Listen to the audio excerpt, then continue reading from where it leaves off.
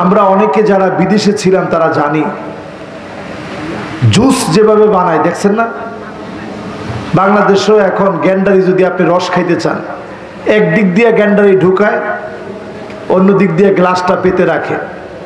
গ্যান্ডারির cepa যখন বাপ দশা লাগায় ফেলে তখন আস্তে আস্তে রসটা বের হয়ে আসে। আল্লাহ বুঝাই দিলেন তোর জীবনের সময়টাকে নিংড়ানো হবে।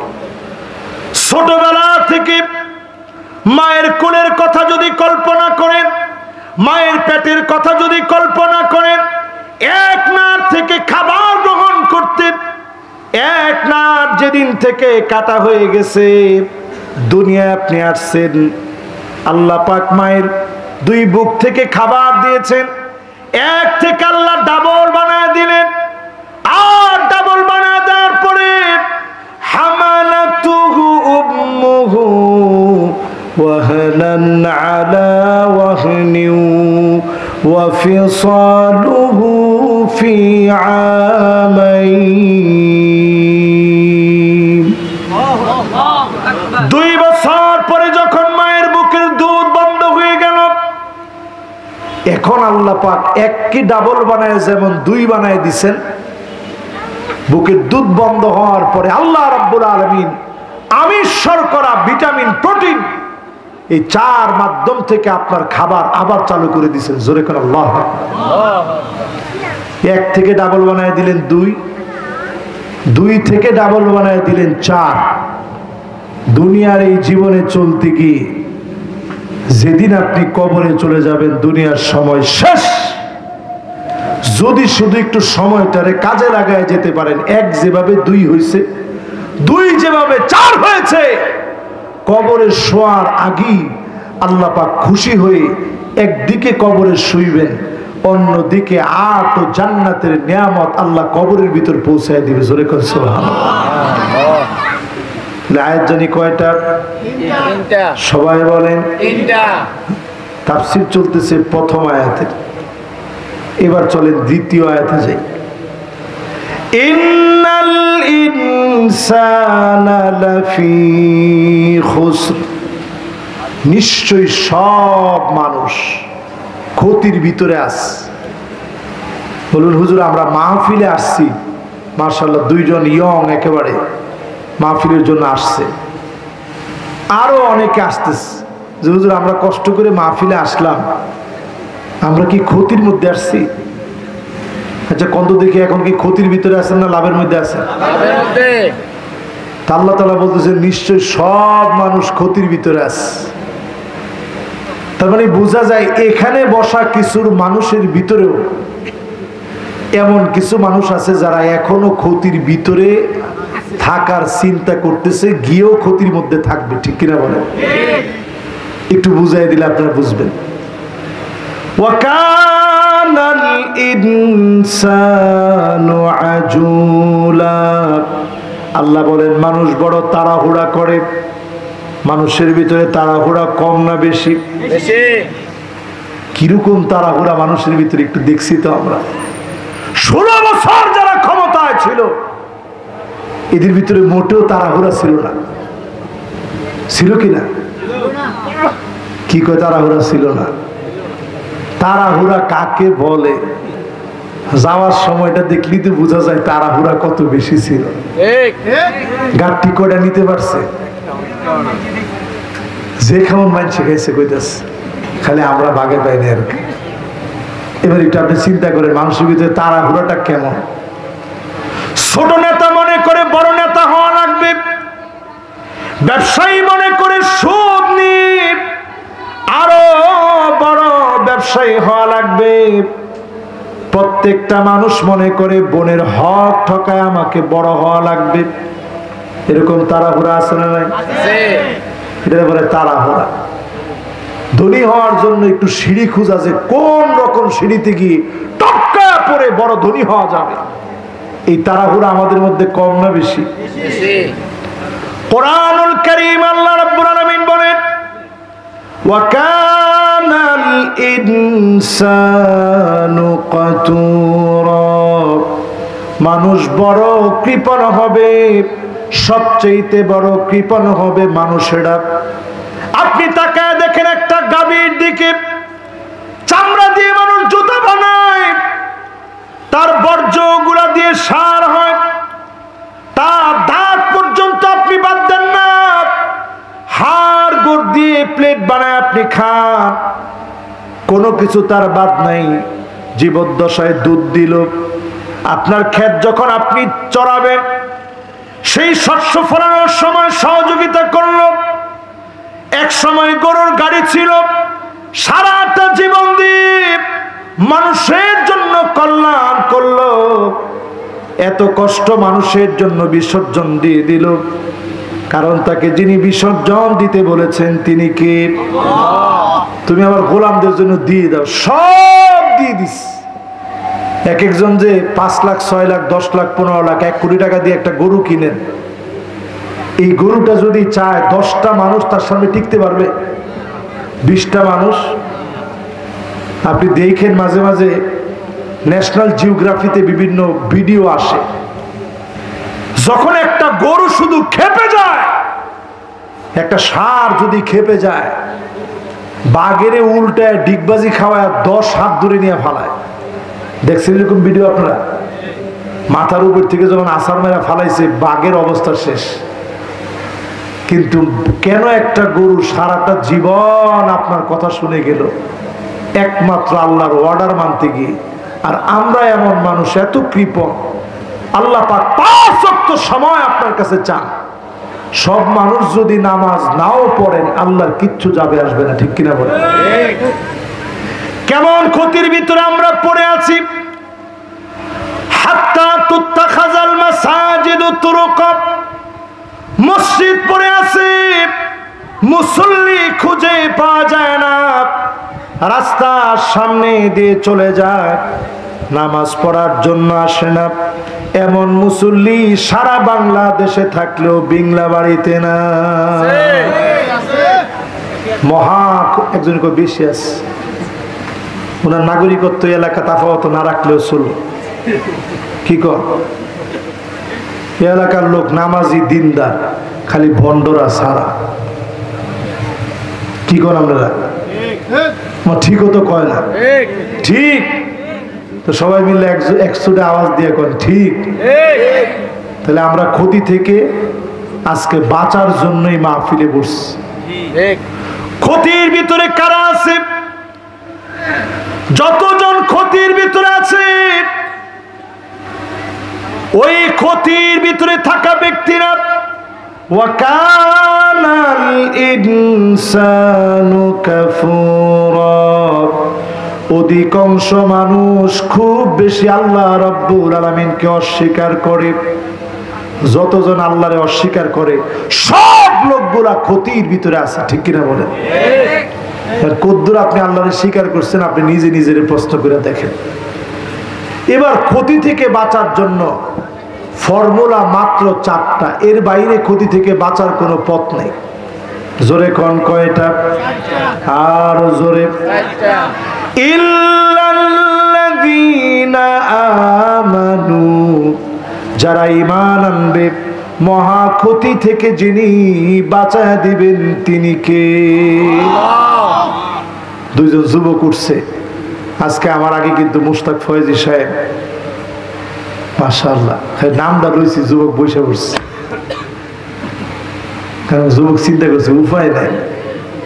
মুশতাক ফয়েজি সাহেব যে ডায়লগ দিছে, এই ডায়লগ এখন মুখে মুখে ভাইরাল হয়ে গেছে। এই যুবক চিন্তা করছে এই হুজুরও জানি কোনটা কয়, পরে এটাও ভাইরাল হয়ে যাবে। তো আজকে আর দরকার নাই, উমা কইতে কইতে তো আরেকজনে চিন্তা করে নিয়েছে কিও। মাশাআল্লাহ, আপনারা সবাই আছেন তো ইনশাআল্লাহ? ক্ষতি থেকে বাঁচার জন্য কয়টা জিনিস লাগবে? 4টা। এবার কি কি ক্ষতি পৃথিবীর দিকে আসতেছে আরেকটু শোনাই আপনাদের। বর্তমান পৃথিবীর জরিপ আজকে কয় তারিখ জানেন? 2 তারিখ। কুমিল্লা তো কইতে না, কয় তারিখ? 2 তারিখ। নভেম্বরের কয় তারিখ? 2 তারিখ। নভেম্বরের 2 তারিখ 2024। পরিসংখ্যান বলছে এই পৃথিবীতে শুধু মার খাচ্ছে এমন মুসলমানের সংখ্যা 2 কোটি। কয় কোটি? 2 কোটি। শুধুমাত্র শরণার্থী হয়ে আছে ঘর নাই, বাড়ি নাই, ছাদ নাই, কিছু নাই। বিভিন্ন দেশে শরণার্থী হয়ে ঘুরছে 20 কোটি মুসলমান। 2 কোটি মার খাচ্ছে, 20 কোটি মুসলমান শরণার্থী হয়ে আছে। শুধু চীনের দিকে তাকায় দেখেন, আমার তুর্কিস্তান নামে স্বাধীন একটা ভূখণ্ড ছিল, ঠিক যেভাবে বাংলাদেশ, এমন একটা দেশ ছিল তুর্কিস্তান। ওইখানের অনেক ছাত্রদের সঙ্গে মিশরে আমি পড়ছি, দেখতাম সুন্দর দাড়ি, কিন্তু যখনই বাড়িতে যাওয়ার সময় হইতো পুরা ক্লিন শেভ। আমি বলতাম, একদিন একজনের হাত ধরে বলছি, ভাই দাড়িতে তোমার এত সুন্দর লাগে, এত সুন্দর দাড়িগুলো তুমি কেটে ফেললা কেন? ছেলেটা আমার হাত ধরে কেঁদে ফেলেছে, বলতেছে আমি যেখানে যাচ্ছি একটা কাগজের দাম আছে, আল আজহারে পড়ার কোনো দাম নাই। আমি যদি সেখানে দাড়ি নিয়ে যাই, হতে পারে তারা আমাকে আটকা রেখে জীবনে আর কোনোদিন আসতেই দিবে না। এই জন্য সব দাড়ি কেটে ফেলছি, তাদের মতো মুছ রাখছি, ছোট্ট করে এখানে একটুখানি মুছ রাখছে। সেই ছেলে আমারে বলতেছিল, আমি এইভাবে কোরআন মুখস্থ করছি, আমার উস্তাদ আমার পাশে বসা ছিল বাসের সিটের ভিতরে। বাসের সিটে 2 জন পাশাপাশি বসে একজন আরেকজনকে শোনাইতাম, উস্তাদ পড়তো, আমি শুনতাম, উস্তাদের মুরাজা হতো, আর আমি পড়তাম, উস্তাদ শুনতো, আমার মুরাজা হতো। এভাবে করতে করতে আল্লাহর কোরআন মুখস্থ করছি। জোরে কোন আল্লাহু আকবার।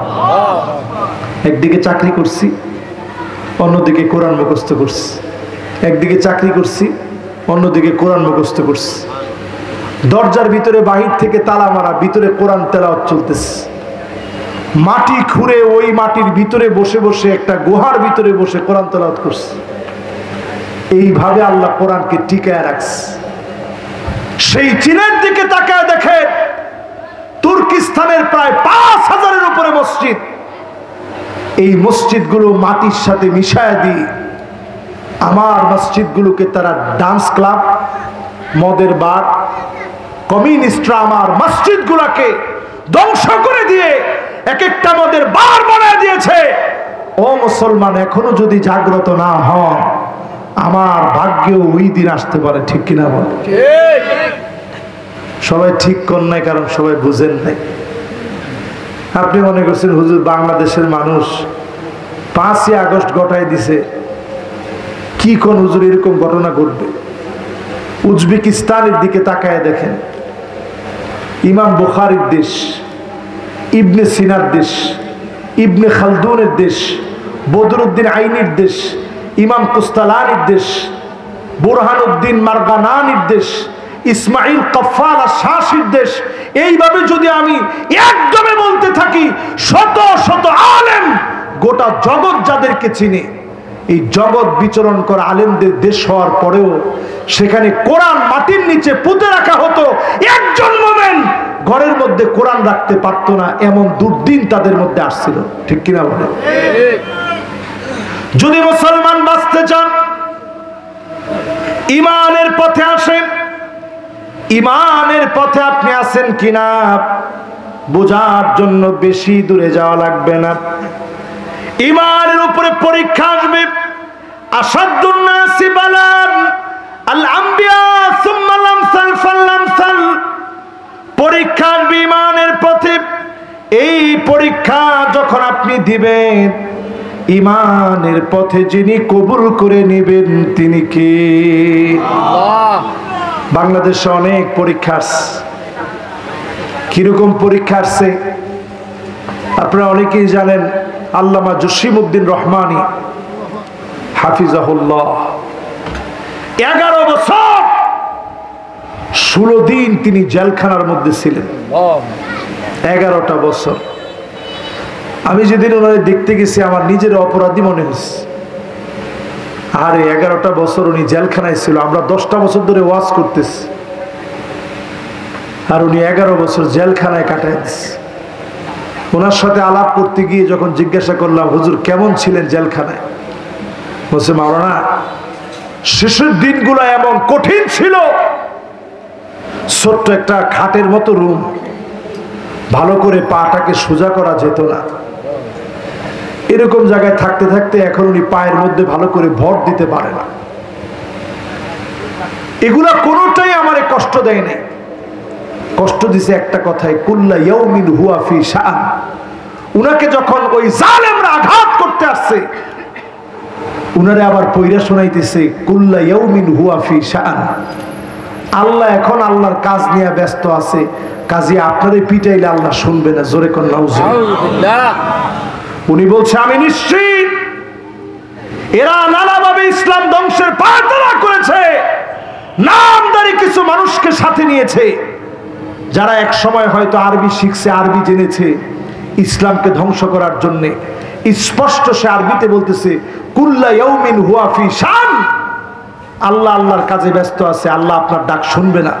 নাউজুবিল্লাহ। যখন তিনি এই কথা শুনলেন, তিনি বলতেছিলেন ইন্না বাতশা রাব্বিকা লাশাদীদ, আল্লাহর ধরা বড় কঠিন হবে। তখন তারা উত্তর দিচ্ছে কঠিন হলেও 5 বছর পরে হবে। আল্লাহ এই 5 বছর জালেমদেরকে যেতে দেয় নাই, ঠিক কিনা বলেন? এবার চিন্তা করেন মুসলমান, ইমানের পথে পরীক্ষা শুধু আজকের দিনে নয়, সাহাবায়ে কেরাম পরীক্ষা দিয়েছে। আমরা তো সেই সে জাতি, খালিদ বিন ওয়ালিদ পারস্যের সম্রাটের কাছে চিঠি লিখেছে, আসলিম তাসলাম 2 বার চিঠি লিখেছে, ইসলাম গ্রহণ করো শান্তি পাবে। চিঠি লেখার পরে পারস্যের সম্রাট ভয় পেয়ে গেছে, কিরে তারা যদি এসে হামলা দেয় উপায় নেই। পারস্যের সম্রাট তৎক্ষণাৎ চিঠি লিখছে, চীনের শাসকের কাছে বলছে একটু সাহায্য করো, খালিদ বিন ওয়ালিদ তো বাহিনী নিয়ে আসতেছে, বাঁচার কোনো উপায় নেই। চীনের সম্রাট তখন চিঠি লিখে পাঠাইছে ইন্না কাউমান, নিশ্চয়ই তারা এমন এক জাতি, লাউ আরাদু আইয়াখলা আল জাবাল লাখালাউহা, যদি এই মুসলমানরা চায় পাহাড় সরায় দিবে, পাহাড় তার জায়গাতে থাকতে পারবে না। জোরে করে আল্লাহু আকবার। আজকে কি মুসলমান আপনারা হয়েছেন একটু চিন্তা করেন। আমরা এমন মুসলমান হয়েছি, 5 ওয়াক্ত নামাজ মসজিদে গিয়া পড়া এটা আমল লাগে কঠিন, ঠিক কিনা বলেন? ঠিক হতো কইলেন না আপনারা? সবাই মিলে একসাথে কন্ত দেখি, আওয়াজটা সবাই মিলে ইমানের তাগিদে হতে হবে। সবাই বলেন তো দেখি। 5 ওয়াক্ত নামাজ আজকে থেকে পড়বেন, রাজি আছেন ইনশাআল্লাহ? ইমানের দাবি পূরণ করবেন, 1 নাম্বার। 2 নাম্বার ও আমিলুস সালিহাত, আমলে সালেহ যারা করবে, নেক আমল যারা করবে। বড় দুঃখজনক সত্য, আমাদের দেশের অনেক মানুষ এখনো দাড়ি রাখাটাকে সওয়াবের কাজ বলে মনে করে না, ঠিক কিনা বলে? এটা আরেকটু আমরা জোরে কন্ত দেখি।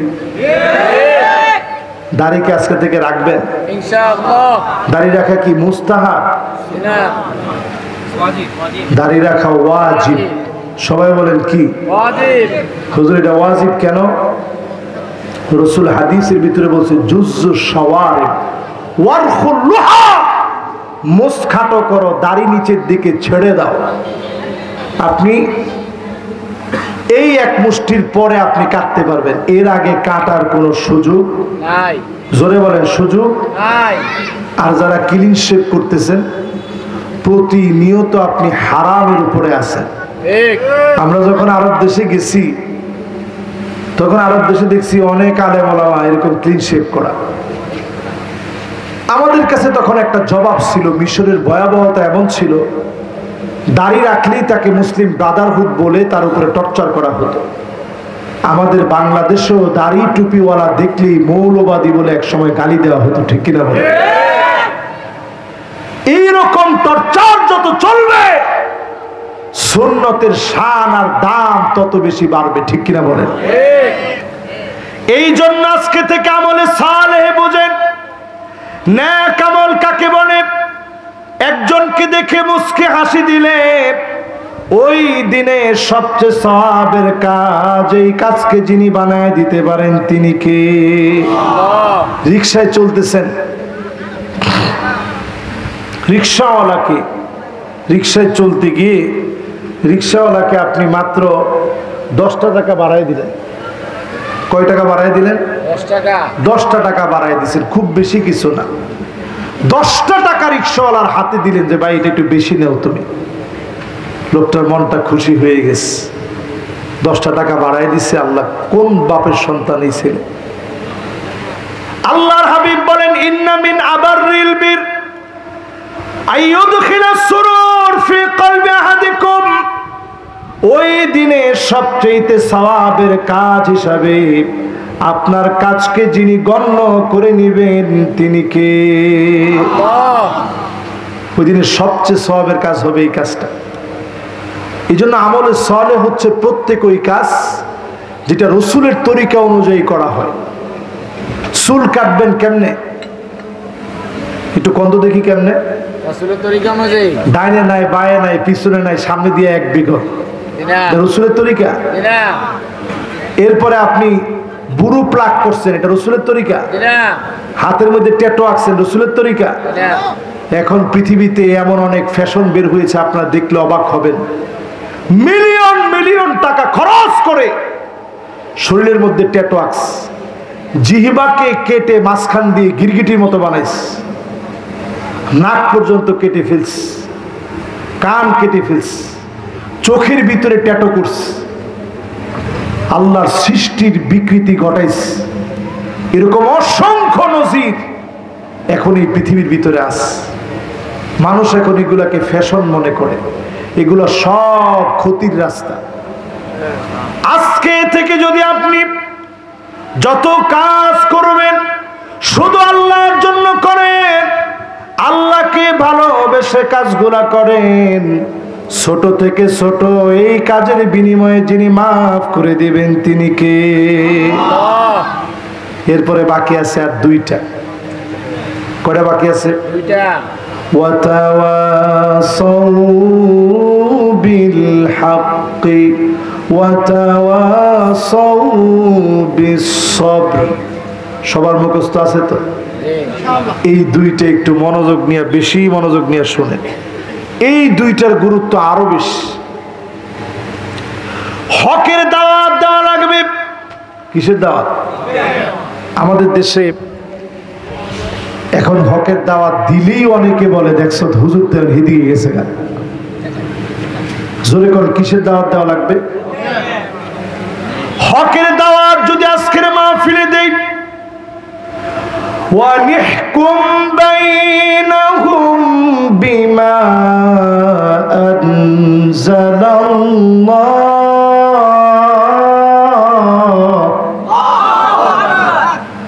আল্লাহ বলেন নবী বিচার করা লাগবে কোরআন দিয়ে। জোরে কোন কি দিয়ে? কোরআন দিয়ে। আর জোরে কি দিয়ে? কোরআন দিয়ে। 53 বছর তো পার হয়ে গেছে, কোরআন দিয়ে বিচার পাইছেন না? 2-1টা যে আমরা এমনি মানি, সেটা হচ্ছে বোনের হক দেওয়া, এটা তো আপনারা দেন না। বোনের হক কয়জনে দেন? বোনের হক করার পরে মুরব্বীরা আসতে চিন্তা করছে আর না, বোনের হক আজকে থেকে পুরাপুরি দিয়া কবরে যাওয়ার চিন্তা করে। ঠিক সবাই মিলা কম। আমি যখন বিদেশ থেকে যখন দেশে আসছি, আমার আব্বা বড় আলেম, আব্বারে বলছে আব্বা যেমনে হোক আমার ফুফুদের হক দিয়ে দেন। তা আব্বা বললো আমি তো দিতে চাই, অন্যরা না চাইলে আমি কেমনে দেব? আমি দেখছি আলেম পরিবার হওয়ার পরেও ফুফুদের হক যখন দেওয়া হয়েছে, এখনো প্রতিনিয়ত আব্বারে ফোন দিলে খালি কয় কি লিগা দিলেন, কি লিগা দিলেন? এই হক দিছে কে? আল্লাহ। আপনি দেওয়ার কে? আপনি দেওয়ার তো কেউ না। এই হক আল্লাহ দিয়েছেন। কোরআন বলছে কোরআন দিয়ে বিচার করো। 53 বছর পার হয়ে গেছে, সব দেখে ফেলেছি, সব দেখা শেষ, সামনে হবে আল কোরআনের বাংলাদেশ।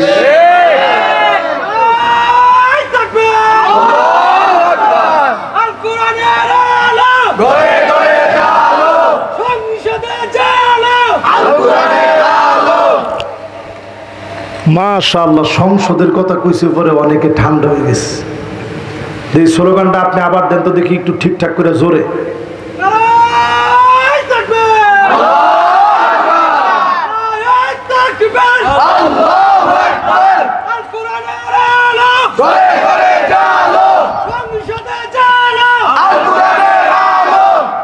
মাশাআল্লাহ, এই কোরআনের আলো সংসদে জ্বলুক, এটাকে আপনারা চান?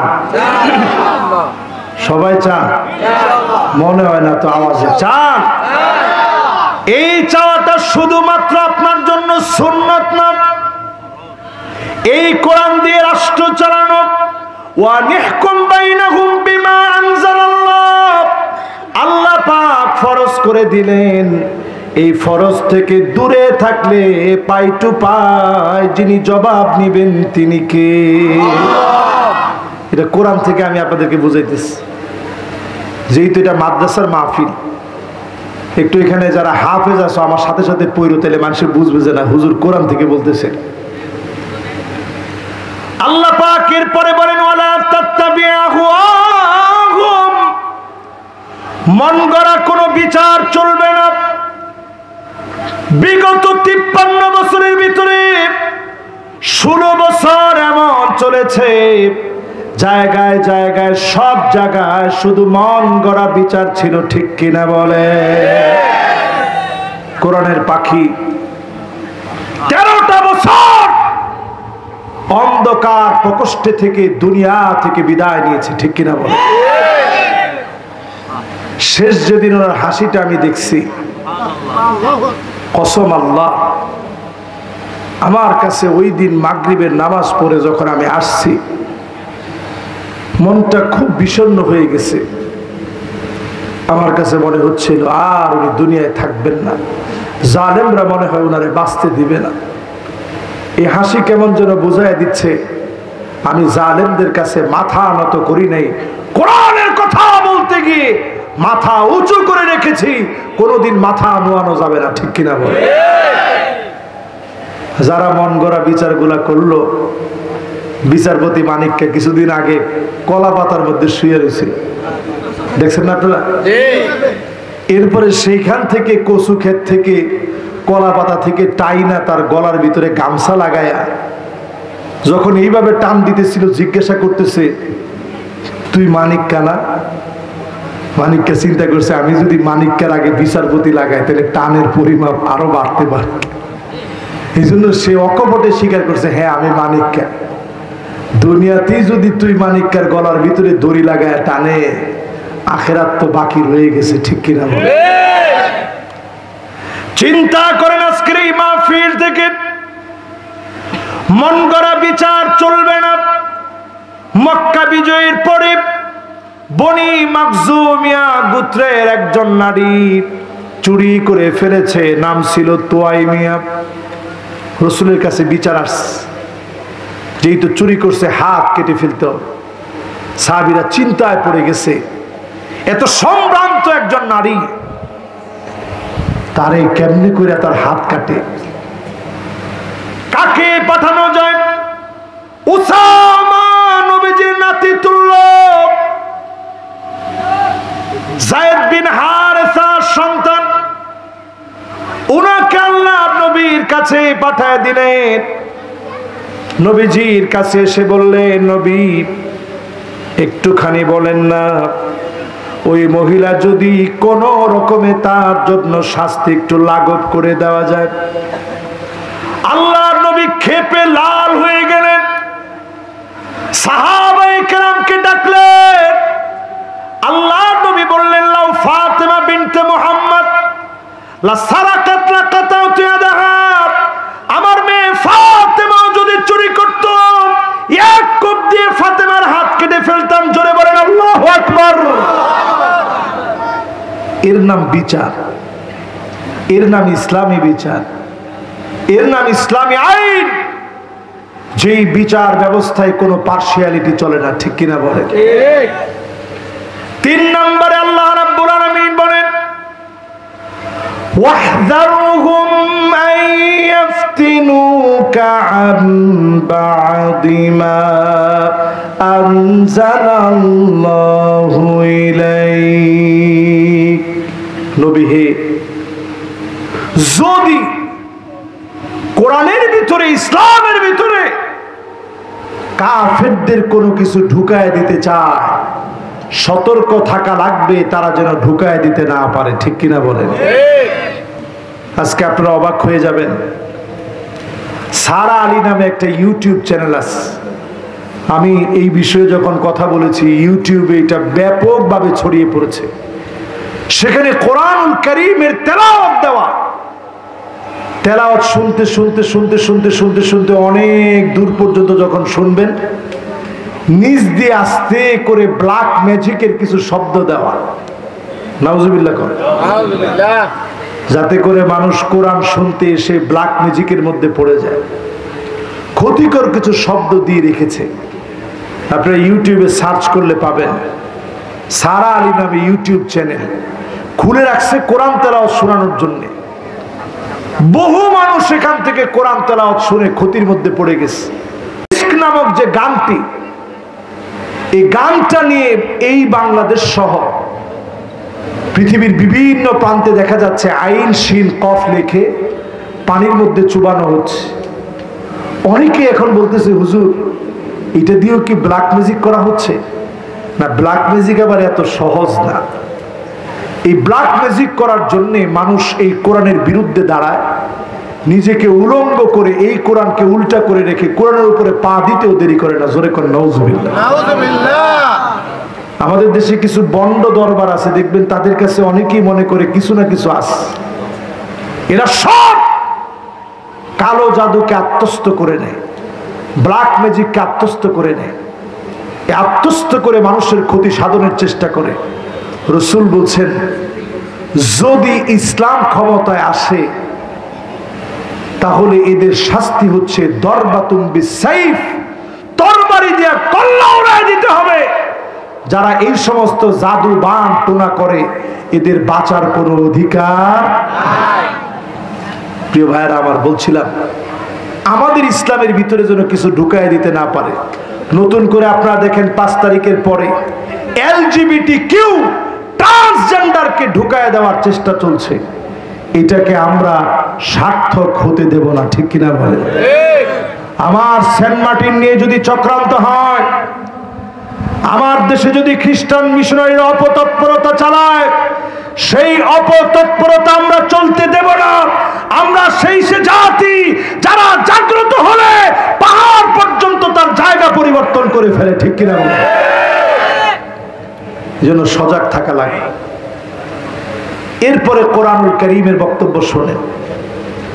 আল্লাহ রাব্বুল আলামিন বলেন, ফাইন তাওয়াল্লাউ ফাআলাম আন্নামা ইউরিদুল্লাহু আইয়ুসিবাহুম বিবাদি যুনুবিহিম। নবী যদি এরপরেও ঘাটতারামি করে, অচিরেই তাদের কিছু কিছু ঘাটতারামির জন্য প্রবল খেসারত দিতে হবে, চরম খেসারত আসবে, আযাব গজব আসবে। আযাব গজব দিয়ে যিনি পাকড়াও করবেন তিনি কে? এবার আমি আপনাদেরকে প্রশ্ন করি, এরকম ঘাটতেরা লোক আমাদের মধ্যে আছে না নাই? এত কিছুর পরেও ছোট ছোট বাচ্চারা দেশের স্লোগান দিয়েছে, উই ওয়ান্ট জাস্টিস। আমরা কি চাই? একজনে কইছে বিচার, আপনারা কইছে ন্যায় বিচার। দুইয়ের মধ্যে পার্থক্য আছে না নাই? ও যে কইছে যাক, আচ্ছা মাফ করে দিলাম। হ্যাঁ কইছে বিচার, আপনারা কইছে হ্যাঁ সঠিক। এবার ঠিক আছে, এবার সবাই একটু মিল্লা কন্ত দেখি। এই যে ন্যায় বিচার ছোট ছোট বাচ্চারা বলল, এই ন্যায় বিচার কোরআন ছাড়া আসতে পারে? পৃথিবীর কোন ভূখণ্ডে আসছে?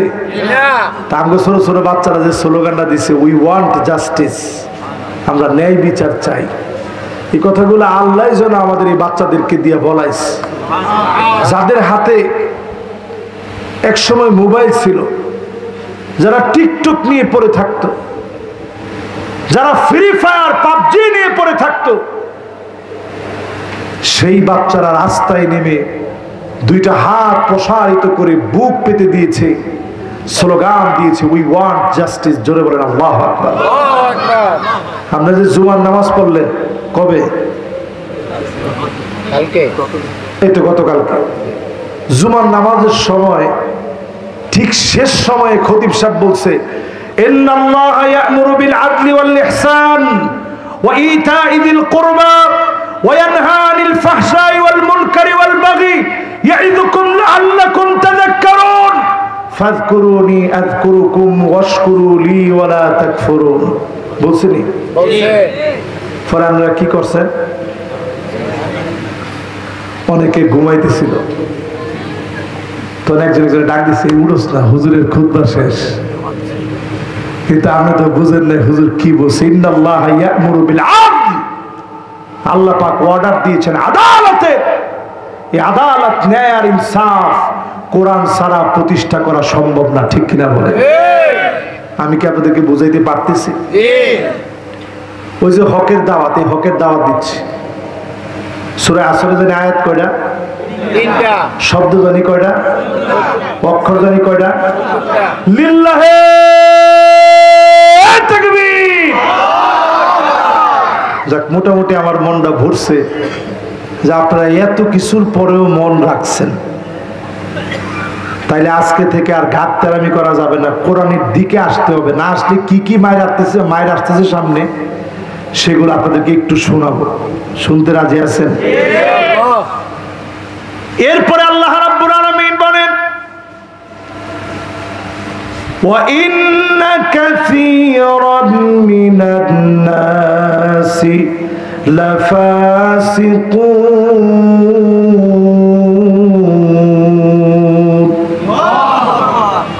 নিশ্চয় অধিকাংশ লোকেরা হবে ফাসিক।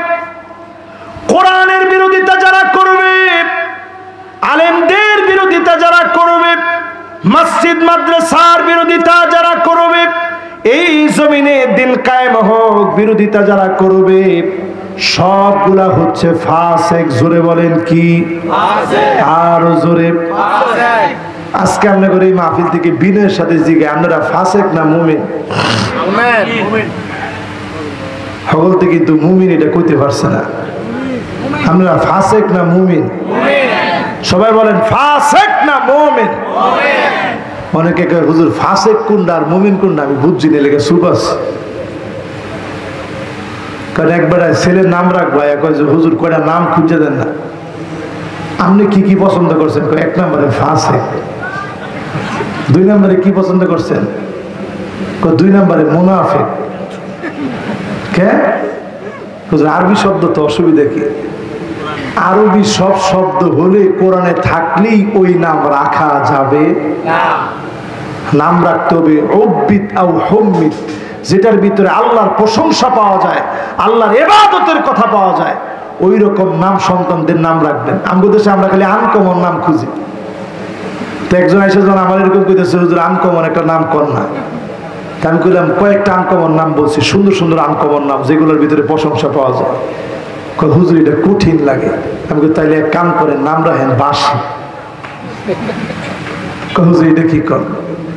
নাইলে নাম রাখেন ফসা। এটা তো আনকমন, কেউ রাখছে না, দেখলেই রাখলেন। এই জন্য নামের ক্ষেত্রে আমরা আনকমন না খুঁজে অর্থবোধক নাম খুঁজবো। রাজি আছেন ইনশাআল্লাহ? ফাসিক হচ্ছে ওই ব্যক্তি নিজে গুনাহ করবে, প্রকাশ্যে গুনার দিকে ডাকবে, কোরআনের মাহফিলে এসে মাইক ধরে বাধা দিবে, এমন ফাসিক এখনো পর্যন্ত আছে না? না, কয়দিন আগেও কুষ্টিয়া আমার মাহফিলে আমি গেছি, এখনো বয়ানই করি নাই। সেই মাহফিলের ভিতরে উনি সাবেক চেয়ারম্যান, হুট করে ওনার মাথায় কি উঠলো, উনি দাঁড়ায় গেছে। উনি দাঁড়ায় গিয়ে বলতেছে, আমি সাবেক চেয়ারম্যান, বিল্লাল বলছি, আমি যেটা বলবো সেটাই, আমার বাইরে কোনো কথা নাই। আমার মতো হুজুর কি হারে ছেড়ে দিব আপনার কাছে মনে হয়? আমি তারপরে চুপ ছিলাম, চুপ করে বসে রয়েছি চেয়ারের ভিতরে, একটা কথাও বলিনি। একজন লোক মাঝখান থেকে উঠে বলছে, এর আগে যে হুজুর এতক্ষণ কথা বলছে উনি তো কোরআন হাদিস থেকে কথা বলছে, আপনার অসুবিধা কি? কইতেই উনি নিজে গায়ে দর দর দর কইয়া উনি নিজে দৌড়ায় গিয়া মারা শুরু করছে, একদিকে ঘুষি আর একদিকে লাথি। আমি পরে চিন্তা করলাম, এখানে আমি ওয়াজ করবো কি? আগে তো আমার শ্রোতার অধিকার নিশ্চিত করতে হবে, ঠিক কিনা বলে? এখানে যারা আপনারা বসে ওয়াজ শুনতেছেন, যদিও বয়সে অনেকে আমার বাবা তুল্য, কিন্তু সন্তানদের যেভাবে আদর করে মানুষ বোঝায়, এইভাবে বোঝানোটা এই সময়ে আমার দায়িত্ব, ঠিক কিনা বলে? এই জন্য আমি তখন প্রতিবাদ করে বললাম যে এত বড় সাহস আপনি কোথায় পেলেন? আপনি তো মিয়া সাবেক চেয়ারম্যান, বর্তমানেরই খাওয়া নাই, আপনার খাওয়া কই? আপনি এখন জনতার সামনে মাপ চাবেন। এই কথা যখন বলছি উনি নিজে আমার উপরে ক্ষেপ পাইল, হুজুর আপনি আমার চিনেন? আমি বলছি আপনাদের চিনুনের আমার দরকার নাই। পরে ছেলে পেলে আমার চতুর্দিক থেকে বললো যে হুজুর অবস্থা খারাপ, আপনার চলে যাওয়া দরকার। আমি বললাম না, আমি তো চলে যাওয়ার লোক না। বলছে হুজুর চতুর্দিকে অস্ত্র শস্ত্র অনেকের কাছে আছে, কাজে চলে গেলে ভালো। হুজুর আল্লাহর অস্ত্র, হুজুর চলে, কিছু মনে করেন হুজুর চলে। বাধ্য হয়ে সেখান থেকে চলে আসছি। চলে আসার পরে অনেক আলেম এই বিষয়টা নিয়ে কথা বলছে। আমি আজকে বোঝানোর জন্য আপনাদেরকে বলছি, আল্লাহর হস্তে ফাসিক হবেন না। আলেমের বিরুদ্ধে দাঁড়ায় যারা কথা বলে এরা ফাসিক, প্রকাশ্য ফাসিক, ঠিক কিনা বলেন? আপনার ইমামের বিরুদ্ধে আপনি কথা বললেন, আপনি কি ফাসিক? আমার কয় না, খালি আমার বিরুদ্ধে না, আপনার ইমামের বিরুদ্ধে কথা বলি কি ফাসিক? আল্লাহর নবী বলেন, আমা ইয়াকশাল্লাযী আইয়ারফা রাসাহু ক্বাবলাল ইমাম, ইমামের বিরুদ্ধে আগে যে ব্যক্তি মাথা উঠায় ফেলবে তার চেহারা গাধার মতো হয়ে যেত। শুধু নবীর খাতিরে যিনি মাফ করে দিয়েছেন তিনি কে? নাহলে উঠতে উঠতে দেখতেন গাধার মতো হয়ে গেছে চেহারা। ইমাম সাহেবের ফাওকে ধরে রাখলেন, ইমাম সাহেব মাফ করে দেন, চেহারাটা তো গেছে, গাধার মতো হয়ে গেছে, মাফ করে দেন। লাভ হতো না, শুধু নবীর উম্মত হওয়ার কারণে আল্লাহ আমাদেরকে মাফ করে দিয়েছেন। জোরে করে আল্লাহু আকবার। এরপরে আল্লাহ রাব্বুল আলামিন বলেন, আফা হুকমাল জাহিলিয়াতি ইয়াবগুন, নবী হে, এত কিছুর পরেও মানুষ কি জাহিলিয়াতের দিকে চলে যাবে? আজ যারা নিয়ত করছেন বাংলাদেশে কোরআনকে এস্টাবলিশ করবেন না, পরিষ্কার জাহিলিয়াতের দিকে আপনারা দৌড়াচ্ছেন, ঠিক কিনা বলেন? এরপরে আল্লাহ রাব্বুল আলামিন বলছেন, ওয়া মান আহসানু মিনাল্লাহি হুকমা, আল্লাহর হুকুমের চাইতে সুন্দরতম আর কোন হুকুম হতে পারে না। সবচেয়ে সুন্দর হুকুম যিনি দিয়ে রেখেছেন তিনি কে? এবার আল্লাহ তাআলা কি বলছেন শুনেন, লিকাউমি ইউকিনুন, এটা বুঝবে কারা? প্রবল বিশ্বাসী যারা হবে। প্রবল বিশ্বাসী একজনের উদাহরণ দিই, কষ্ট হবে আপনাদের? কষ্ট হইতেছে না তো আপনাদের? সূরা আসরের ভিতরে জানি শব্দ কয়টা? শব্দ 14টা। মাশাআল্লাহ, যাগো মনোযোগ আছে, ঠাস ঠাস করে বলে বলেছে। শব্দ কয়টা? 14টা। অক্ষর জানি কয়টা? 14টা। আয়াত জানি কয়টা? এই 3টা আয়াতের ব্যাখ্যা করতে গিয়ে শেষের হক কথা প্রচার করতে হবে। হক জিনিসটা কি আপনাদেরকে 8টা কোয়ালিটি দিয়ে বুঝাইলাম। এবার আসেন হকের পরে যে সবর লাগবে, এই সবরটা কেমন দামি হবে? আল্লাহ পাকের আদালতে সেদিন দুইজনকে মালিক পাশাপাশি দাঁড় করাবেন। একজন হচ্ছে দুনিয়ার সবচাইতে টাকাওয়ালা ব্যক্তি, টাকার কোনো অভাব ছিল না। যেমন ফেসবুকের মালিকের নাম কি? Mark Zuckerberg. হায়রে হায়রে হায়, টাকার অভাব আছে তার? এদেরকে বলা হয় ব্যাংক অফ দ্য ব্যাংকস। সারা দুনিয়ার সমস্ত ব্যাংকিং ব্যবস্থার মালিক তারা। ঠিক তো কিছু দুইজনে না, সবাই মিল্লা কর ঠিক। পৃথিবী চলে এখন তাদেরকে দিয়ে, আমনেও চলেন হ্যাঁ দিয়া। ফেসবুক না চালাই তাহলে এই বাংলাদেশের বিপ্লবটা সফল হয়েছে শুধুমাত্র ইন্টারনেট বন্ধ করার কারণে। বিপ্লব সফল হয়ে গেছে, ঠিক কিনা বলে? যখন ইন্টারনেট বন্ধ হয়েছে মাথা খারাপ, আমার ইন্টারনেট বন্ধ করে দিয়েছে। প্রবাসীরা সিদ্ধান্ত নিয়েছে টাকা দেওয়া বন্ধ, বাড়ির যোগাযোগ করতে পারে না। বাড়ির মানুষ চিন্তা করছে আব্বার লগে যোগাযোগ করতে পারি না, জীবন দিয়ে দিব, তারপরে ইন্টারনেট যারা বন্ধ করছে এদেরকে আমরা বন্ধ করব, ঠিক কিনা বলে? এত সহজ জিনিস না। আকাশ প্রযুক্তি যারা নিয়ন্ত্রণ করছে, টাকার কোনো অভাব নাই, কিন্তু সেখানে মুসলমানদের কোনো অবস্থান নাই, সব অমুসলিম। আল্লাহ পাক সেদিন অমুসলিম একজনকে ডাকবেন। দুনিয়া সবচাইতে সুখী ছিল, টাকাওয়ালা ছিল, পয়সাওয়ালা ছিল, নামি দামি ছিল। আপনারা যে সমস্ত ফুটবলারের ফ্যান, কি নাম এদের? মেসি একজন নাম কইছে, আরেকজনের নেইমারের নাম কইছে, আরো দুই চারটা নাম আপনারা জানেন, আমি আর জানি না। আমার দৌড় এই পর্যন্তই শেষ। মেসি আর নেইমার পর্যন্ত আমার দৌড় শেষ, এরপরে আর কইতে না, কইলে ভুল হইব। এবার আমাদের একটু কন, এই যে খেলোয়াড় গুলার নাম কইছেন, ইমানদার একজনও?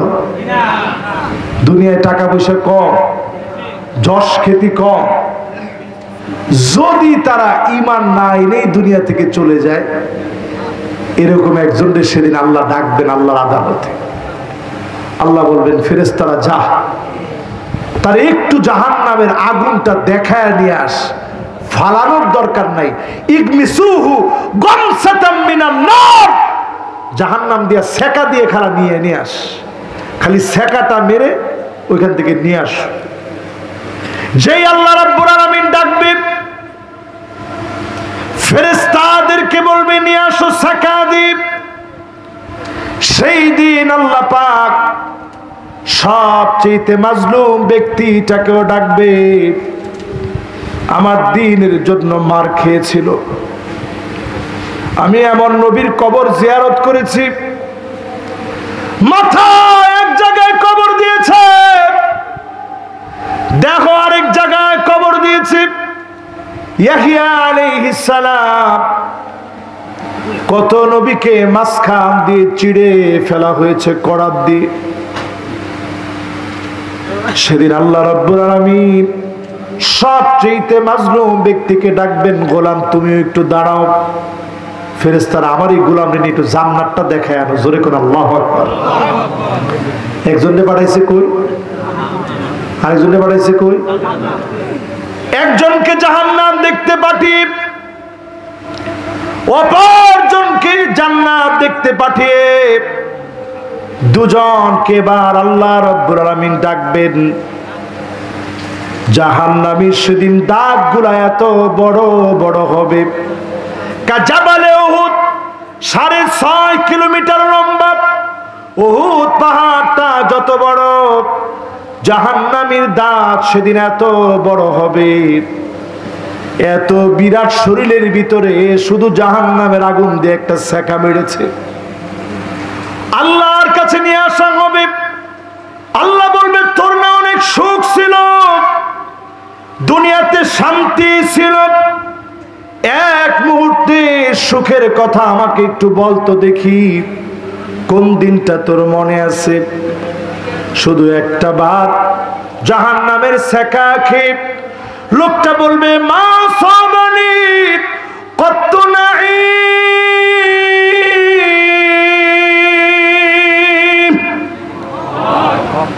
জীবনে কোনো সুখ আমার মনে নেই, কোনো সুখ আমি জীবনে পাই নেই, কোনো সুখ জীবনে আমি দেখি নেই। আল্লাহ কোন সুখের কথা আপনি কোন? আমি তো কোনো সুখ টুক দেখিনি। এবার আল্লাহ ডাক দিয়ে বলবে, গোলাম তুই তো অনেক মার খেয়েছিলি, দিনের জন্য আমার কত ভাই শহীদ হয়ে গেছে, কত ভাইকে ফাঁসির মঞ্চের দিকে নিয়ে যাওয়া হয়েছে, নির্মমভাবে গলায় দড়ি লাগা ফাঁসি দিয়েছে, একজন বীরের মতো ছাড়া কা পুরুষ হয়ে মারা যায় নাই, ঠিক কিনা বলে? যারা গেছে বীরের মতো গেছে। এই বীরের মতো যাওয়া ব্যক্তিদের কারে যে আল্লাহর পছন্দ লাগবে? আল্লাহ বলবে, গোলাম সব তো আমার জন্য দিয়ে দিছিলি, তোর বুক জাজরা করে ফেলছিল, চোখ উঠায় ফেলছিল, হাত কেটে ফেলছে, পা কেটে ফেলছে, পৃথিবীর জালেমেরা মুসলমানদের পেট কেটে নারী বড়ি বের করে উল্লাস করে, কত রকম জুলুম হয়েছে। তুই একদিনের একটা গল্প আমার বলতো দেখি, কোন দিন কষ্ট লাগছিল বেশি? আল্লাহর গোলাম বলবে, মা সাবানি কত দুরুন্নাউ বালা,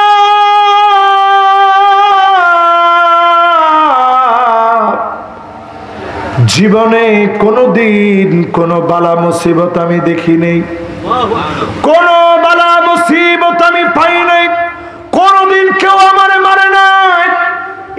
এক মুহূর্ত জান্নাত দেখে দুনিয়ার সব কষ্ট গুলা মুমিন ভুলে যাবে। জোরে কোন আল্লাহু আকবার। এজন্য হকের দাওয়াত দিতে গেলে কখনো কখনো সবর আসতে পারে। আমাদের দেশে সবরের পরীক্ষা অনেক আসছে। ওয়াতাওয়াসাউ বিল হক ওয়াতাওয়াসাউ বিস সাবর। হকের দাওয়াত দিতে গেলেই সবরের পথ লাগবে। এজন্য যারা যারা বসছেন, আপনারা মনে করেন না অনেক বড় বিজয় হয়ে গেছে, আর কিচ্ছু লাগবে না। এখনো যদি সতর্ক না হন, আগামী দিন ভয়াবহ সময় আসতেছে। রাসূল হাদিসের ভিতরে বলছেন, বাদিরু বিল আমালি সিত্তান, শেষ জামানায় আমল করে নিজেরা প্রস্তুত থাকবা। 6টা বিষয় দেখার পরে আর বসে থাকার সময় নেই। কয়টা বিষয়? 6টা বিষয়। জোরে কোন? 6টা বিষয়। এটা বইলে ইনশাল্লাহ শেষ করবো। একটা লোক আলহামদুলিল্লাহ আপনারা লড়াচড়া তেমন করেন নাই, যে যেমনি বর্ষের শুনছেন, এখন আর একজন লড়েন, এটা শুনে যান, এটা আগে বলা হয়নি। নবীজি সাল্লাল্লাহু আলাইহি সাল্লাম বলছেন, ইমারাতুস সুফাহা, নির্বোধরা যখন রাষ্ট্র পরিচালনা করবে, নির্বোধদের রাষ্ট্র পরিচালনার পরে প্রস্তুত থেকেও বড় ধরনের একটা বিজয় মুসলমানদের আসবে। জোরে করে আল্লাহু আকবার। আল্লাহু আকবার। আমরা দেখেছি 16 বছর যারা রাষ্ট্র চালিয়েছে, যদি বুদ্ধি থাকতো শেষ আন্দোলনের সময় তো বলতো, ঠিক আছে ছাত্ররা তোমরা ঘরে যাও, সব মেনে নিলাম। কিন্তু বুদ্ধির পরিচয় তারা দিতে পারবে না। যিনি সাজায় রাখছেন তিনি কে? আল্লাহ। সমস্ত রাষ্ট্রবিজ্ঞানী ফেইল হয়ে গেছে, রাষ্ট্রবিজ্ঞান ফেল করেছে। যারা রাজনীতি নিয়ে কথা বলে, এত বড় বড় টকশো করে, সব ফেইল। ঠিকই 5 তারিখে যিনি বিজয় দিয়ে দিয়েছেন তিনি কে? আল্লাহ। এবার আসেন দ্বিতীয় নাম্বার, কাসরাতুস শর্ত, অধিক পরিমাণে শর্ত সারায় দিয়ে মুসলমানের অগ্রযাত্রাকে তারা থামায় দিবে। আমরা দেখেছি আলেমদের অগ্রযাত্রা থামায় দেওয়ার জন্য রাজাকার রাজাকার বলি তারা সারা জীবন আউড়িয়েছে, ঠিক কিনা বলে? তাদের বুলি ছিল একটা রাজাকার রাজাকার।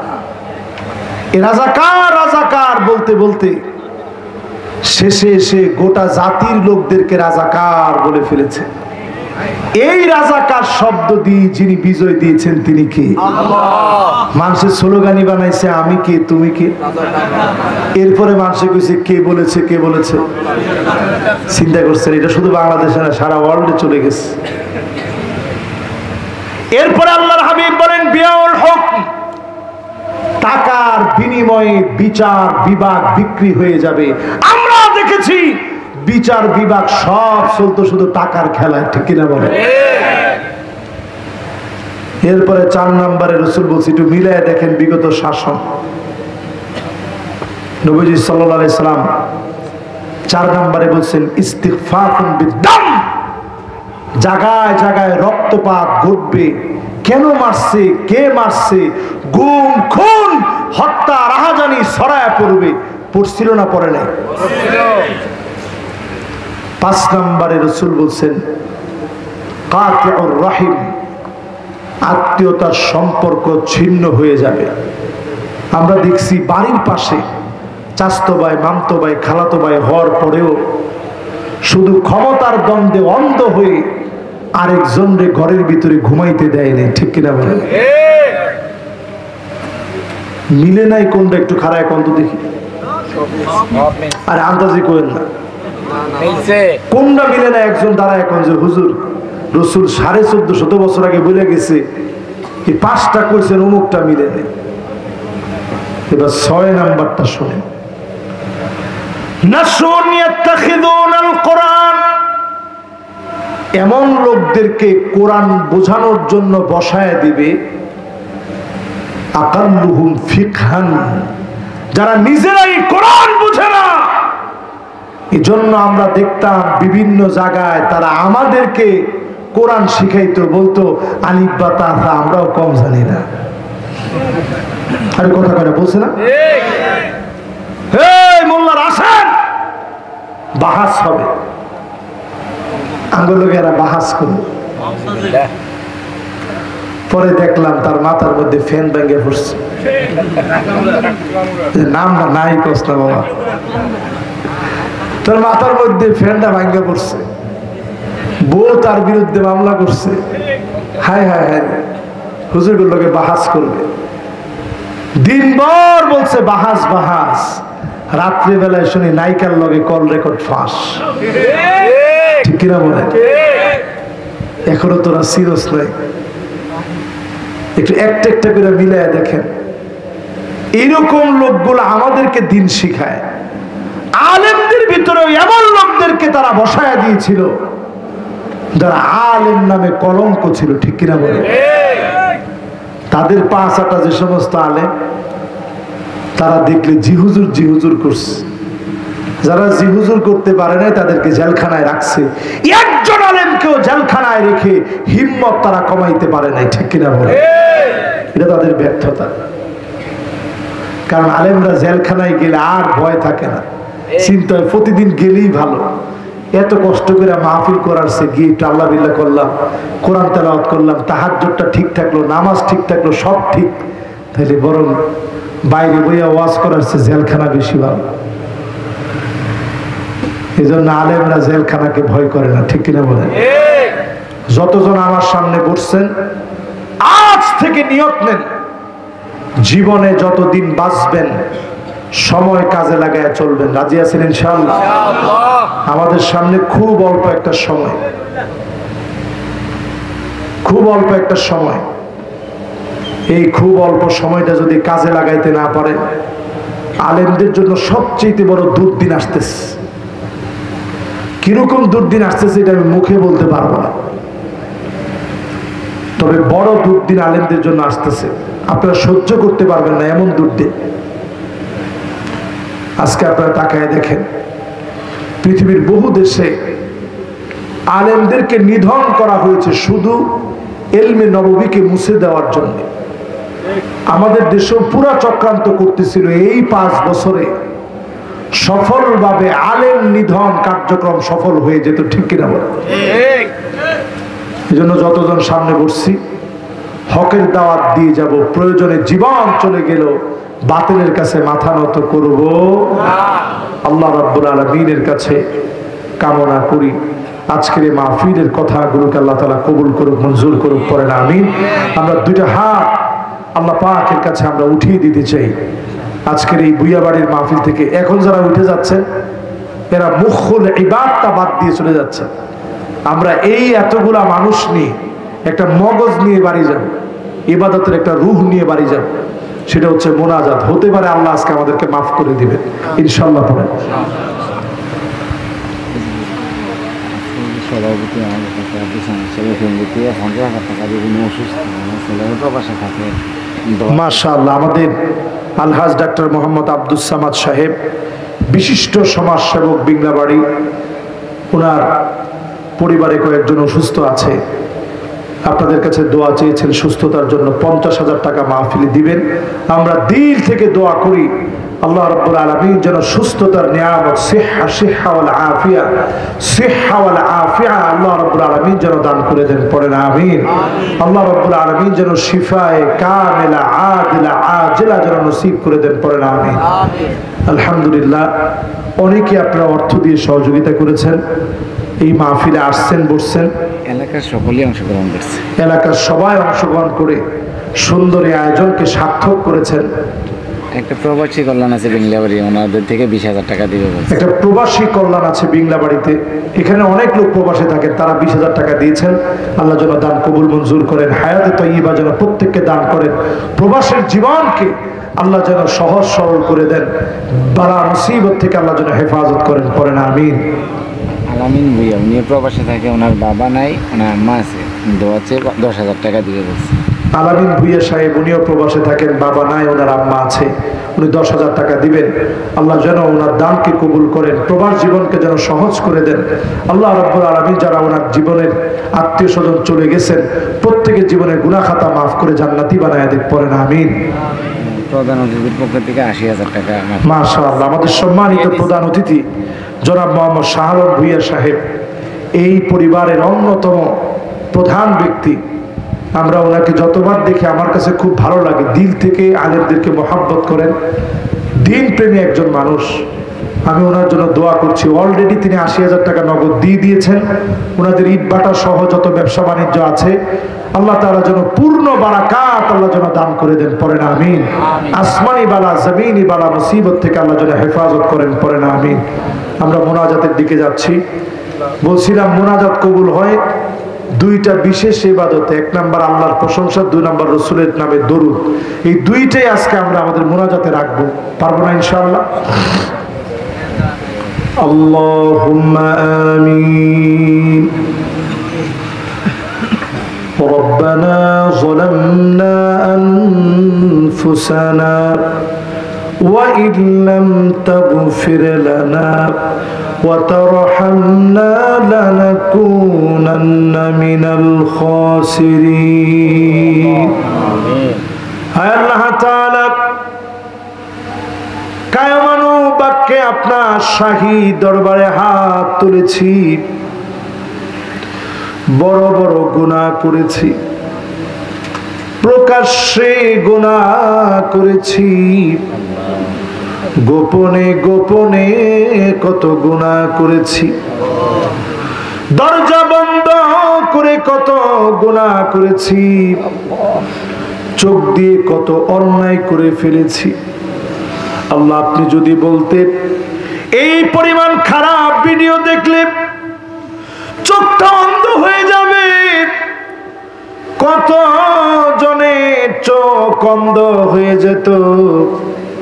আপনি যদি বলতেন এই পরিমাণ গান শুনলে কানটা বধির হয়ে যাবে, কত জনের কান বধির হয়ে যেত।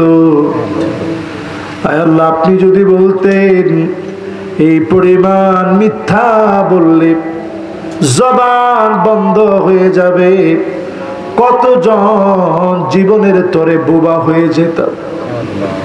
আপনি যদি বলতেন এই পরিমাণ অন্যায় করলে তোর হাত অবশ হয়ে যাবে, কতজন লোলা হয়ে যেতাম। এই পরিমাণ অন্যায় করলে তোর পা দুইটা খোড়া হয়ে যাবে, কতজন ল্যাংড়া খোড়া হয়ে যেতাম। আল্লাহ, আপনি প্রতিনিয়ত মাফ করে দিচ্ছেন, ক্ষমা করে দিচ্ছেন। আজ বড় আশা নিয়ে ক্ষমা চাই। আল্লাহ, আপনার প্রশংসা করি। আল্লাহ, আপনি না আমাদের জন্য দরবার খুলে বসে থাকেন।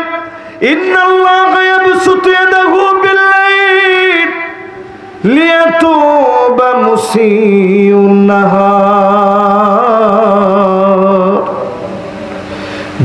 ছোটবেলায় গুনাহ করে ফেলেছিস, এখনো রাত হয়ে গেছে, আয় মাফ চা, আমি আল্লাহ তোর গুনাহগুলা মাফ করে দেব।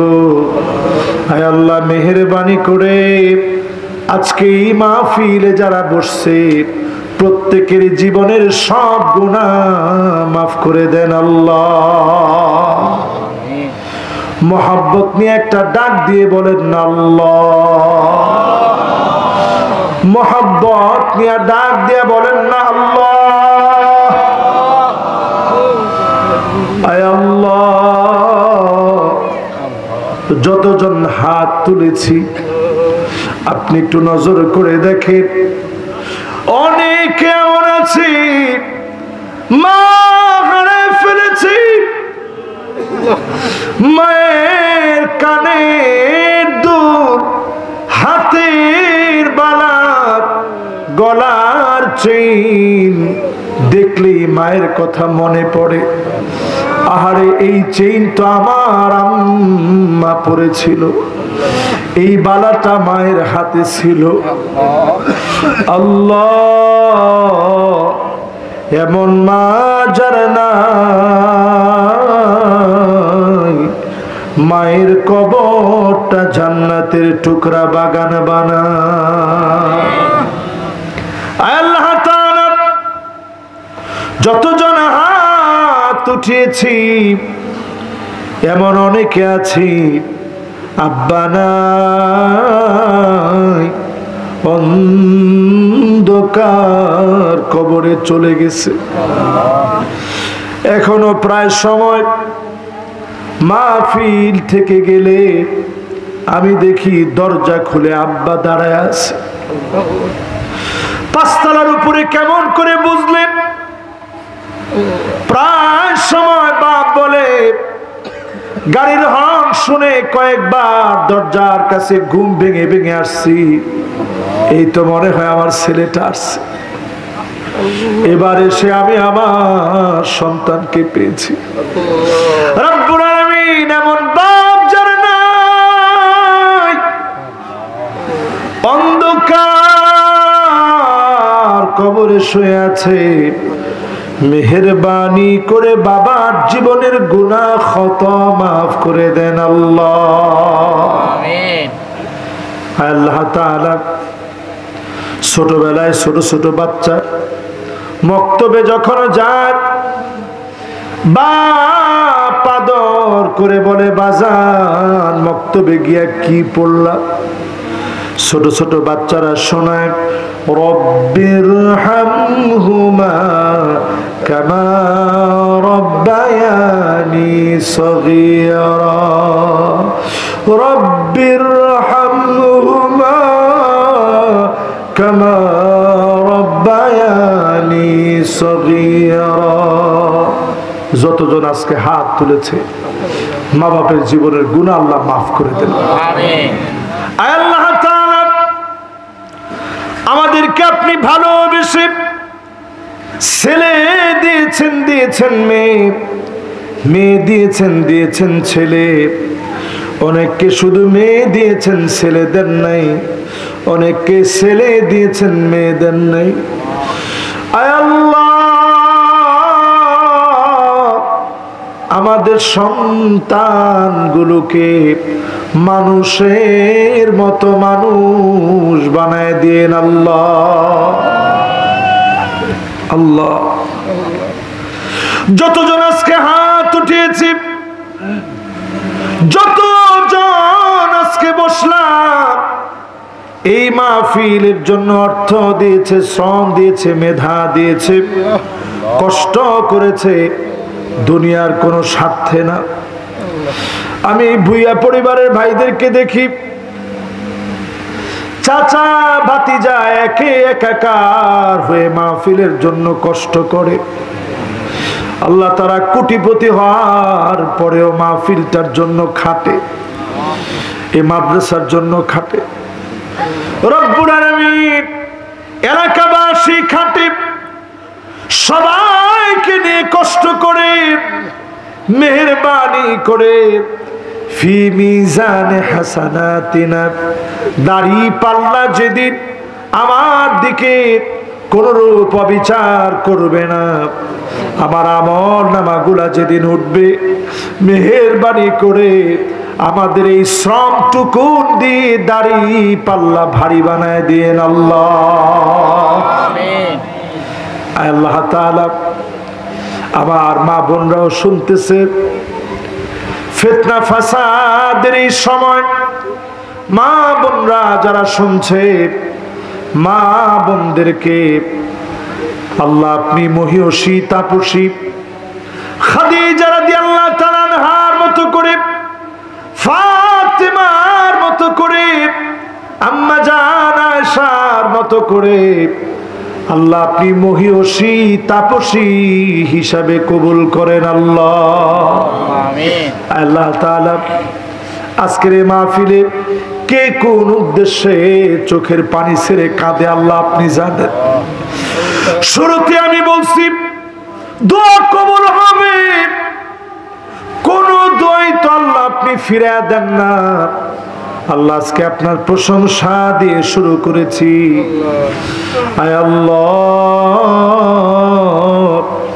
ব্যবসায়ীর ব্যবসার ভিতরে, ছাত্রদের পড়াশোনার ভিতরে আয় আল্লাহ যত জনের যত হাজত আছে, চাকরিজীবীর চাকরিতে, যে চাকরি পায় নাই তাকে চাকরি দিয়ে, যার সন্তান নাই তাকে সন্তান দিয়ে, যার মনটা বিষণ্ণ হয়ে আছে, দুশ্চিন্তায় ডুবে আছে, দুশ্চিন্তা মুক্ত করে যার যা প্রয়োজন আপনি তো কাদের কুদরত, সব আল্লাহ আপনি দিতে পারেন। যার যা প্রয়োজন আপনি মেহেরবানি করে দান করে দেন আল্লাহ। আল্লাহ তাআলা একদিন তো চলে যাওয়া লাগবে, আল্লাহ একদিন তো চলে যাব। সূরা আসর আমাদেরকে বলতেছে দুনিয়ার সময় বড় অল্প, যেদিন চলে যাওয়ার ডাক আসবে, সিজদা দিতে দিতে ডাকটা দিয়ে দেন আল্লাহ। আয় আল্লাহ, রোজা রেখেছি, নফল রোজা অথবা ফরজ রোজা, কোরআন তেলাওয়াত করতেছি, এমন একটা সময়ে ডাকটা দিয়ে দেন আল্লাহ। এই কোরআনের রাজ কায়েমের জন্য কষ্ট করে বের হয়ে গেছি, এমন একটা সময়ে ডাকটা দিয়ে দিন আল্লাহ। আমিন। ওয়া সাল্লাল্লাহু আলা সাইয়্যিদিনা মুহাম্মদ ওয়া আলা আলিহি ওয়া সাহবিহি আজমাইন।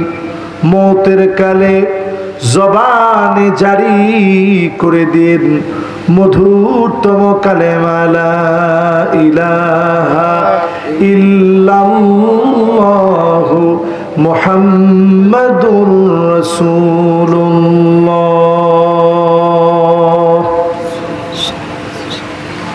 আসসালামু আলাইকুম ওয়া রাহমাতুল্লাহি ওয়া বারাকাতুহু।